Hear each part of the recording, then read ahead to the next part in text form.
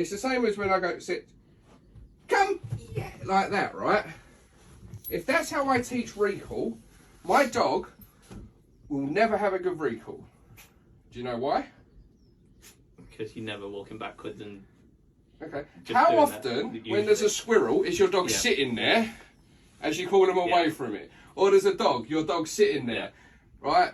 When you actually recall your dog, it's normally in front of you and when it's seen something. Yep.